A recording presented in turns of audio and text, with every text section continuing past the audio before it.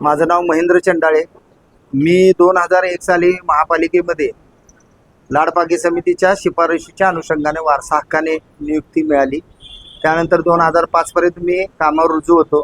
2005 ला मला निलंबित करण्यात आले एका गुन्ह्यामध्ये माझं नाव आल्यामुळे, आणि त्यानंतर मी जामीनवर असताना उदरनिर्वाह निधी म्हणून शासनाची जी तरतूद आहे, ज्या निलंबित कर्मचाऱ्यांना ती दिली जाते, ती देण्यात येत होती। त्याचा कालखंड हा 2006 ते 2013 फेब्रुवारीपर्यंतचा आहे।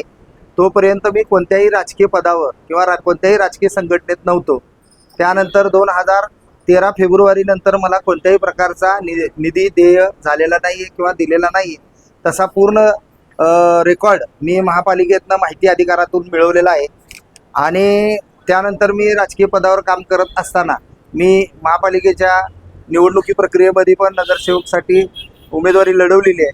आणि खऱ्या अर्थानं आत्तापर्यंत अत्यंत प्रामाणिकपणे तळमळीनं या सांगली नगरीसाठी सेवा करणारा मी एक सेवाचारी। संस्थेत असताना प्रामाणिक मी सेवा केलेली आहे। संस्था सोडून सामाजिक क्षेत्रामध्ये काम करत असताना, एका राजकीय संघटनेत काम करत असताना मी प्रामाणिकपणे काम केलेलं आहे। माझ्या मनात कुठलीही खोट किंवा पाप नाही आहे। म्हणून आजची प्रेस घेऊन परवा लागलेल्या बातमीचा मी आज रोजी खुलासा करत आहे। मी कोणत्याही पगाराची चोरी केलेली नाही आहे। मी कोणत्याही चुकीच्या पद्धतीनं महापालिकेतनं कोणत्याही प्रकारचा निधी घेतलेला नाही आहे। खऱ्या अर्थानं महापालिकेच्या काही आडमुठ्या धोरणाला मी प्रत्येक वेळी विरोध करून त्या ठिकाणी संघर्ष केलेला आहे। जर मला तिथनं काही मिळत असतं तर कदाचित मी अशा काही गोष्टी केल्या नसत्या, हे त्याचा सक्षम पुरावा आहे। आणि खऱ्या अर्थानं आपण जर पाहिला की मागच्या 2 वर्षामध्ये आपण कृष्णामाईसारखा चांगला महोत्सव या ठिकाणी साजरा करू शकलो। या सगळ्यामुळं माझी झालेली सांगली नगरीतली प्रतिमा पाहता कुणाच्या तरी मनामध्ये द्वेष भावना आली, आणि त्याला आधारित हे माझ्या विरुद्ध कटकारस्थान करून माझ्या नावाची बदनामी करण्यासाठी केलं गेलेलं षडयंत्र होतं। आणि खऱ्या अर्थानं त्याचे सक्षम पुरावे आज रोजी आपल्या सर्व पत्रकार बंधूंसमोर, सांगलीकरांसमोर मी ठेवत आहे। खऱ्या अर्थानं मी काहीही चुकीचं वागलेलो नाही। आणि जर पुढं जाऊन पुढं जर तुम्हाला पुरावा पाहिजे असेल तर या राजकीय पदाचा सुद्धा आज रोजी मी राजीनामा द्यायला तयार आहे। महापालिकेच्या खातेनिहाय चौकशीलाही मी सामोरे जायला तयार आहे। जर उद्याला जर वाटलं, माझ्या कुटुंबियांना वाटलं, तुमच्यासारख्या सहकार्यांना वाटलं की मी त्या महापालिकेत पुन्हा रुजू होऊन त्या ठिकाणी तेच सफाईचं काम केलं पाहिजे, तर मी ती सेवा करण्यासाठी पुन्हा सज्ज होत आहे। पुन्हा सज्ज होऊन काम करायला तयार आहे।